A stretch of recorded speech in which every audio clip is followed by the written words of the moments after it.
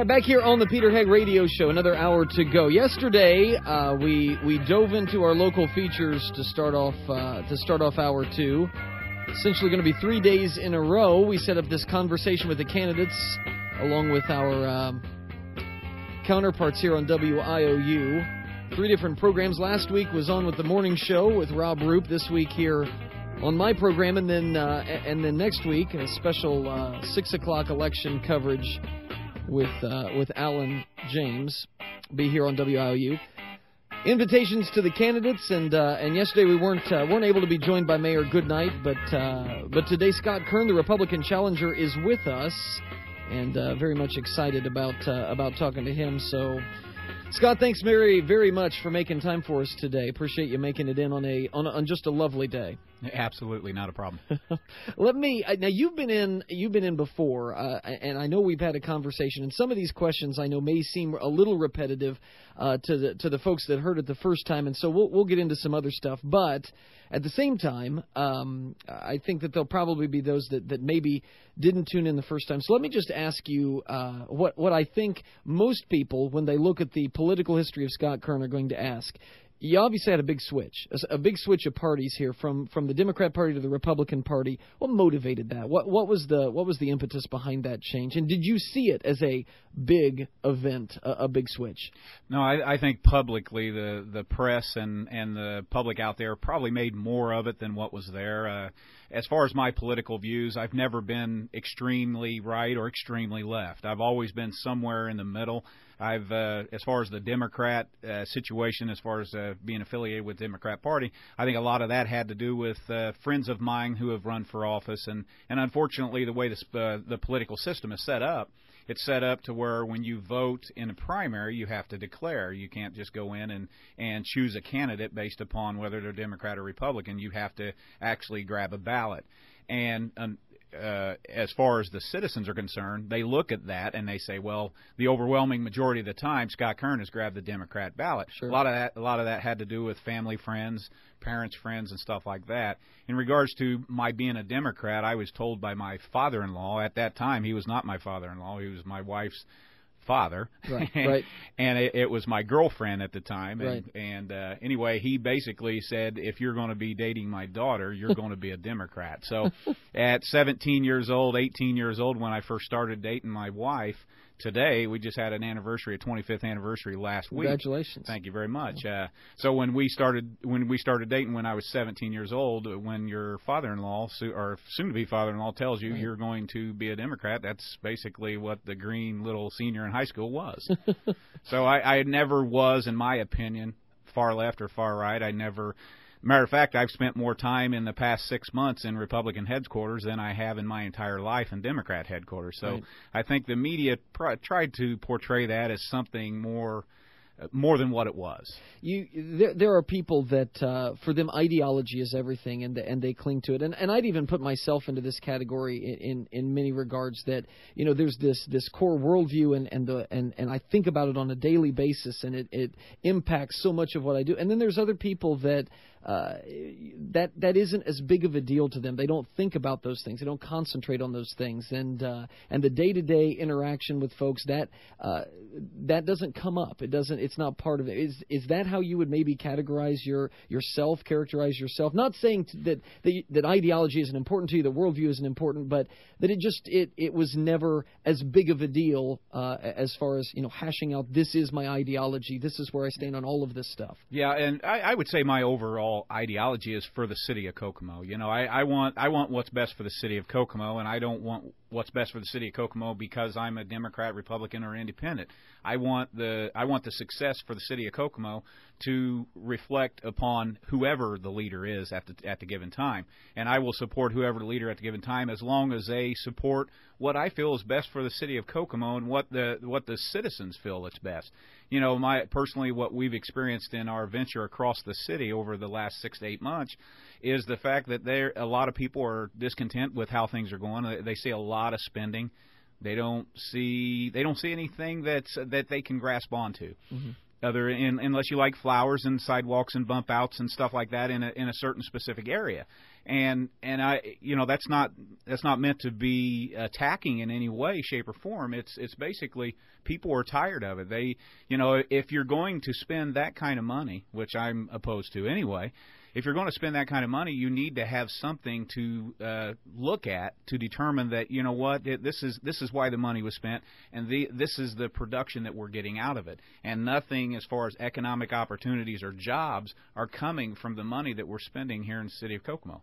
One of the things that it's kind of been amazing to me to watch happen on a national scene, on a state level and even on a local level, there's almost been a universal declaration that we want to be fiscal conservatives. Even from Democrats, we want to be a fiscal conservative, meaning we want to be restrained in the amount of government spending that goes on. Do you see this administration as one that is fiscally conservative? And then I'll piggyback on that and say, would you see yourself and your administration as a more fiscally conservative administration? And if so, how? Well, first of all, we'll touch a little bit on the current administration as far as whether or not I think they are a fiscal conservative. In my opinion, on the outside, if you look at the shell and you look at the press that you see every single day, they try to portray themselves as being fiscal conservatives, but it doesn't match what actually is taking place. You can say, okay, we have a $35 million budget and we've underspent it $2 million, and that shows that we're being conservative. But then you look outside the box and you see they've brought in the revenue streams in the Kokomo, Indiana has been $83 million, and they've spent $84 million. So to me, if you spend $84 million, you're not showing a whole lot of signs of being conservative in my book. And these stats are on the State Board of Accounts or the Indiana Department of Local Government Finance. Unfortunately, what they do, they set those sites up, and I don't think there's any intent to try to deceive or confuse the layperson that would get on those websites and try to distinguish the difference and try to determine the charts that they're looking at. They are very difficult to try to distinguish the amounts of money and where all the distributions and all the revenue streams. But the fact of the matter is there are people that do that, and I think politicians as a whole, whether it be state, local, or national, they all count on the fact that the citizens are not going to do the homework. They're not going to bother. They're not going to waste their time trying to determine whether or not the facts that they're reading in the paper every day are accurate. And I think that's the problem that we have. We know for a fact there's a lot of inaccuracies that are put out there, and I don't necessarily blame the press as much as I do the people who distribute the facts. Or the so-called facts. Let me ask you that question. It came up yesterday when I was talking to John Kelly from the Not in Kokomo website. There were a couple of stories, and one week in particular, and I admittedly do not pay a lot of attention to local politics. We don't talk about it a lot on this show unless it's a special feature like this is. But I remember the week in particular. It seemed like the front page of the Kokomo Tribune. I mean, it was story after story after story about your claims on the finances of the city were just not anywhere close to accurate, and that Mayor Goodnight's numbers are correct. And yesterday, Mr. Kelly was saying, I don't know if the Kokomo Tribune got that information from the Goodnight press releases or where they got their information, but the places that they attributed it to, they didn't have those numbers. What do you make of, I guess this is going to be a two-part question. What do you make of, number one, that in particular, the issue of the finances and the accusations that your claims have not been accurate, and secondly, the press coverage in general of this election? Well, as far as some of the claims that I've made in regards to spending, in regards to where some of the budget spending, I never said anything in the last debate about whether or not the spending is inaccurate when it comes to the general fund. The general fund is basically in the range, I don't have the number in front of me, in the range of $35 million on the general fund. That's the levy, I believe, for this year. But I never said anything in regards to that. My problem on the spending was basically out of the council's hands. The council has taken a little bit of, I think they've taken that a little bit personal, thinking that I pointed fingers at them, stating that they are the fiscal body for the city of Kokomo. And I think I've had three pretty nasty letters come in the press here recently that claims that I'm being false or lying or anything like that. And I just want to make clear the record and make them aware that we're talking about spending outside of the general fund. And that's some of our reference points in regards to whether or not I feel that those are accurate. To me, it's whether or not the press. I think the press just assumes that what they're handed from the city of Kokomo is the gospel, is the God's honest truth, and I think they're counting on the public not to investigate and look for themselves. I mean, a lot of them can, but it is time consuming, and a lot of people don't have time. They gotta take people's words for it, and that's what we're trying to do. We're trying to set that record straight, not trying to be disruptive or obstructionist that I've been called. It's just I think we want to put honest figures out there and let people decide for themselves. So the funds that you reference are not funds that are necessarily presided over by the city council. Is correct? Okay. Correct. Okay.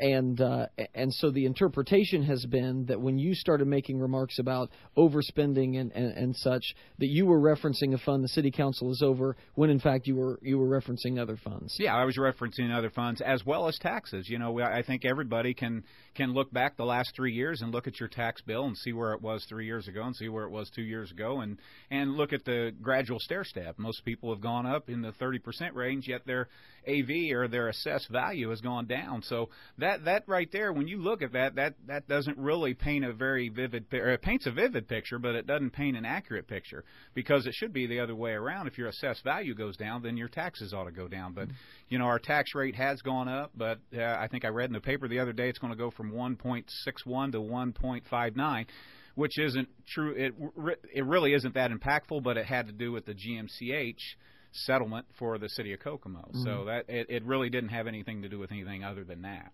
How much the situation now with the city council, you referenced the letters that have come in. Do you think that those are, I know multiple times you have stressed your desire to unite and to work together for the common good of the city. Do you think you've burned bridges there based on a misunderstanding, or do you think that those are repairable, that you need to, if you were elected mayor and had this council to work with, it's something you could sit down and say, hey guys, this is what I meant. It was not intentional. This wasn't an attack on you.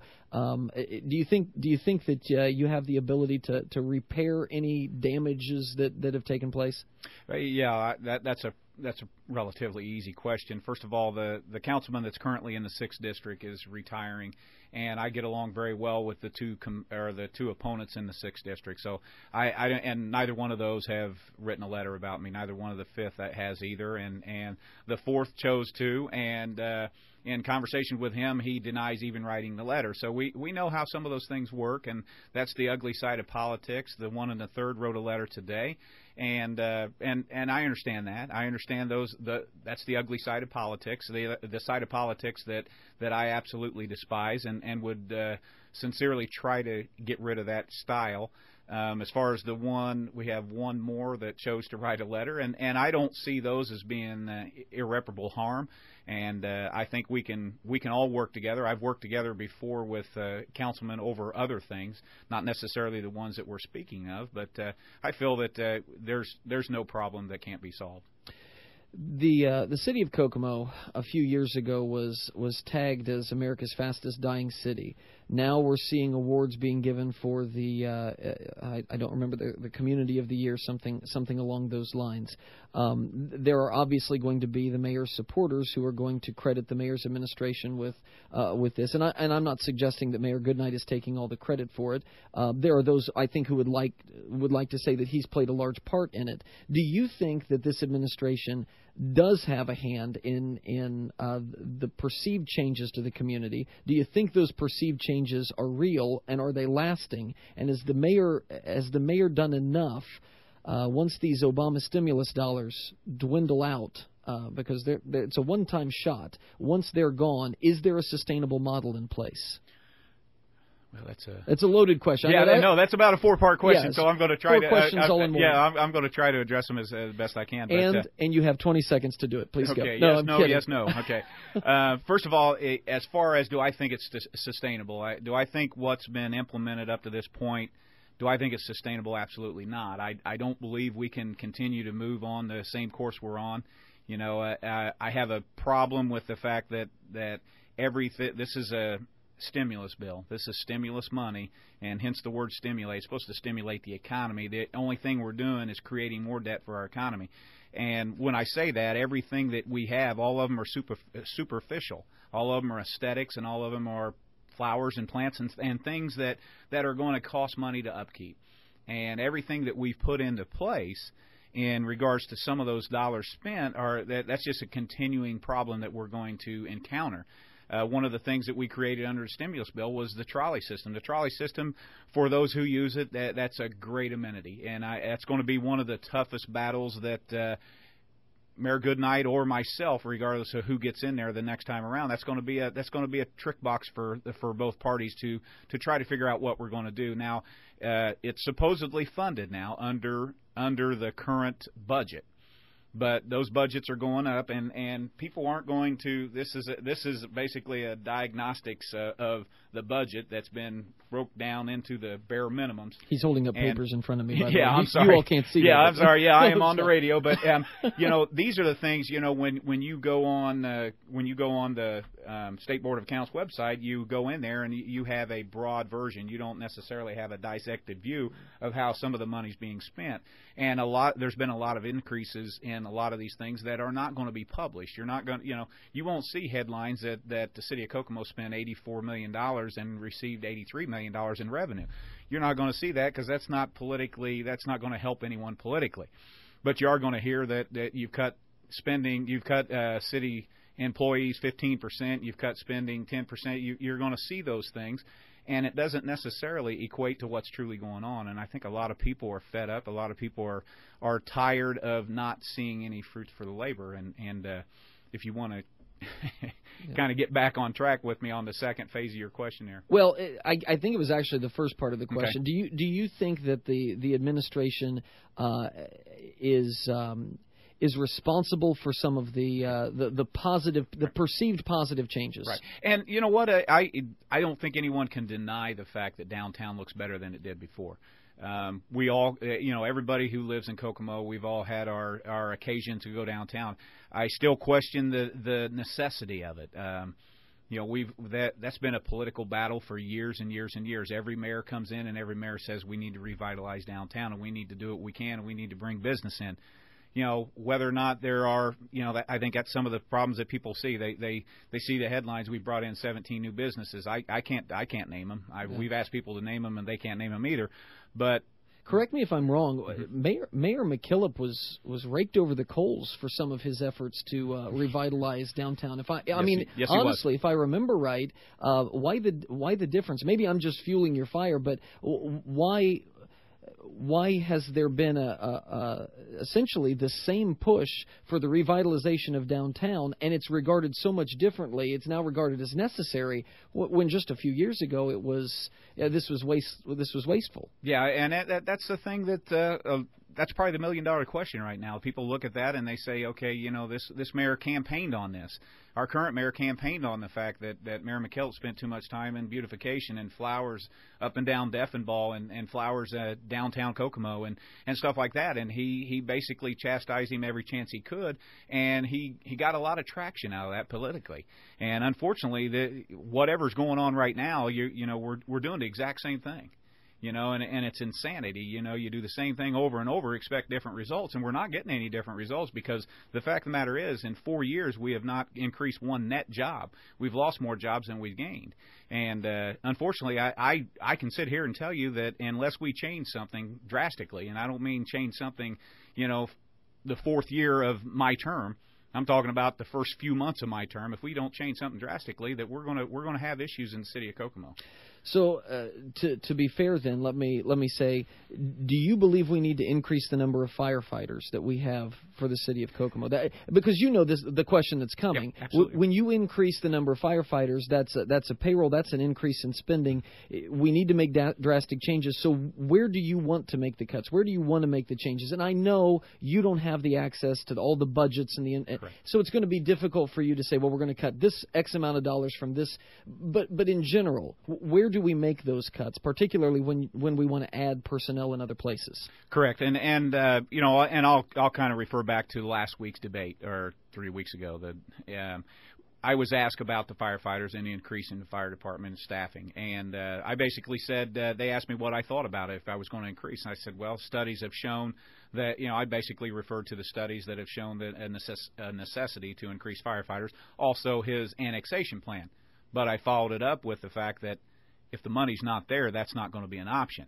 And honestly, I'm one of those that feel like pretty much every department head is top-heavy. Not at the bottom. We're all top heavy, and there's a lot of areas that can be. That's an area that I looked at while I was fire chief. That wasn't an area that was even up for discussion. This mayor would not allow that to be part of the discussion. And I felt that there were some areas within certain departments that obviously are very top-heavy. And I think in the debate I said there's a lot, as far as the police department is concerned, I said there's a lot more chiefs and a lot less Indians, and we need to switch that around. And we need to put more police officers on the street. So my point is I don't believe right now I'd have to do an assessment once we get in there, just like what you said, not having access to the actual numbers and the budgets and everything in regards to what we have and where we can shift staff around. And I believe there needs to be a huge adjustment in a lot of different departments. I know for a fact that a lot of areas, and this comes from pretty much a lot of people that I've talked to for my 23 years on, I still believe that top heaviness is probably one of our problems. But unfortunately, those are the ones who get into these positions politically, and they hold on to those positions politically, and they're going to do everything they can to hold on to those positions. And I'm one of those guys that I guess I'm the minority in the whole group, because I went in there and I said, I told people a long time ago, if I didn't like what was going on, I would be the shortest-lived chief you ever seen in the history of the fire department. It's never been done before. Nobody's ever walked away. Nobody's ever walked away because they didn't agree with how things were being implemented, how things were being done. And I know the mayor wants to say that I walked away just for the fact that 12 guys got laid off. There was a lot more reasonings for that than just those 12 guys. Do you were you surprised when you saw the flyer from Mayor Goodnight that had Mitch Daniels on the front of it saying making the comments that it did? I mean, I wonder. Do you have it in front of you? Yeah. Do you have it? I got all 8 of them. Okay. I mean, and let me preface it by saying I know that in conversations with Mayor Goodnight that he has a decent working relationship with Governor Daniels, and but I got that in the mail, and it was a little surprising to me, at least if you didn't know about it, if you didn't know it was coming. Yep. What was your take when you saw that? Well, the fact of the matter is, everything is what it appears like on the surface. You come into Kokomo, you tell whoever you come in, you tell your businesses to come in. And right now, when you tell your businesses to come to Kokomo, to potentially look at Kokomo as a place to land and a place to invest in Kokomo as far as industry or manufacturing or technology jobs, medical jobs, whatever the case may be. When you have those people come in here, right now your biggest thing is you haven't put their blinders on until they get to downtown. And then you show off your downtown, because downtown does look nice right now. But the rest of the city, the 95% of the remaining part of the city, they're being left out. Our parks in the north end, our sidewalks in the north end and the east end, they're shredding, and we're cutting up 2-year-old sidewalks to plant flowers. These are 2-year-old sidewalks that we're cutting. We're just slicing them up and throwing them in a dumpster, and then we're planting flowers in there when you have to walk in the street in the north end. So, those are some of the things. That all it is what you see from the outside. It's a facade, and I'm not saying that Mitch Daniels the wool was pulled over his eyes or anything like that, but the fact of the matter is, I think he's got to take everything he reads with a grain of salt, and he also has to look at it for what it is. If he sees press releases from the city of Kokomo, and the city of Kokomo is putting these press releases out, and the press is buying into it, unlike Matt McKillop, they shot him down if he did anything like that. So, this mayor, if he puts a press release out here, the Kokomo Perspective and the Tribune, they usually run with it. Mm-hmm. And if you get on the website, and if you're Governor Daniels and you get on the website in Indianapolis and you just pull Kokomo up, it's just basically you're going to believe what you read. Yeah. And that I think that's been our problem is, just put facts out there, report the news, don't create it. Yeah. Let me ask you maybe a point blank question here. Do you think in this race, and I know that there have been those that the Chamber of Commerce have said nice things about Mayor Goodnight. Do you think that between the two of you, you are going to be the more conservative of the two mayors if elected or reelected, whichever, respectively? Would you say I would be the more conservative of the two candidates? I don't think there's a question there. I think absolutely there's no question. I mean, there's no way I would sit here and try to fathom spending $84 million for this community. And I understand that a lot of this is stimulus money, and I understand a lot of people say, well, it's just stimulus money, it's not your tax dollars. And that's probably the speech we hear over and over, and then the other side of the coin is people sit there and say, well, if you don't take the stimulus money, the community down the road is going to take it. And that's a legitimate argument, unfortunately. And to me, we're not going to eliminate every stimulus dollar, but you know what? We're going to make sure that every stimulus dollar stimulates the economy, doesn't add debt to the economy, and actually maybe we can use that stimulus money to fill some of these factories, to fill some of these vacant buildings, and put some people to work. We have to somehow figure out a way to get people in here, and I think with a cooperative and a good line of communication, honesty, and integrity, I think we're going to go a long way with that. I know for a fact that we've talked to several businesses outside of Kokomo that they're ready. They're ready, willing, and waiting. They just want to make sure that their invitation, they're welcomed with open arms and honesty and integrity. And so far, I think a few businesses have not been. Yeah. Let me ask you, I know we're pretty much out of time here. Let me ask you, you've been in this campaign now for several months. Is this what you anticipated it would be? Is this something you ever want to do again? You hear people say after running a campaign, that's it. I mean, if I get elected, I'll run for re-election, but this politics thing, I can't do it. And then other people just eat it up. They enjoy it. They enjoy talking to people and going door to door and all of that. Let me ask you that, and then as a follow-up, are you confident about where you stand right now? Well, as far as going door to door, that is the part that's been somewhat inspiring. I mean, we've gone from the northern edges as a city to the southern edges, and we've got nothing but very positive response. You get your occasional wild card every now and then that tells you that slams the door in your face and stuff like that, but it's been a positive reaction from the city as a whole, and I applaud their efforts. And as far as I'm concerned, I knew a little bit about it. I've been involved in several other races before that never been this side of the of the coin, right. And it's been somewhat discouraging now and then, but it's usually on the negativity. And I know a lot of people are going to look at it and say, Scott Kern, you got a lot of nerve saying something about negativity. The thing about if I present something, there's always facts to support it, and I will make that pledge to anyone. If I put a number as far as spending last week, if I say the spending's up, it's up. If I say taxes are up, they're up. So I feel that's not being negative. I think they tried to portray me as looking at the glass half empty. I don't look at it as half empty. I look at it as, if you look at it, the glass is halfway. Now, which direction you take it determines whether or not you're going to fill it up or empty it out. And I understand that the way they're going right now, if we don't change the direction, it's going to empty it out, because some of the stimulus money that we've spent is just creating more debt for all of us, especially our children and our grandchildren. As far as, do I regret it? No, not at all. It is exciting. I'm not a career politician at all. If I had to give you an answer today, which you just asked, would I do it again? I think I'd have to ask my family first, sure. And I'm not sure that they would. I think they might just keep me from doing it again. But the fact of the matter is, I have enjoyed it. I feel like that our trend is up. I know for a fact that our popularity is up, and a lot of people, we get calls for signs every single day and have for basically all year long. We got more than 1,000 signs out there right now, and honestly, I thought we overbooked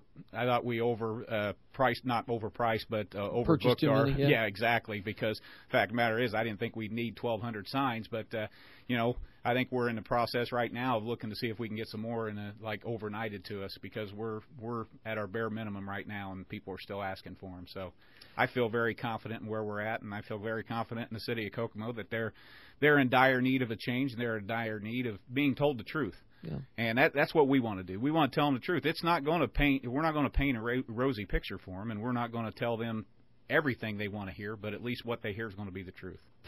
Scott Kern, appreciate it very much, taking the time for us, and we'll do it again. Get your rest and enjoy these last few weeks of the campaign. Well, I appreciate it. I got a debate here in about an hour, so I'll have to rest after that. Yeah, you better get going. Appreciate it very much. Thank you very much.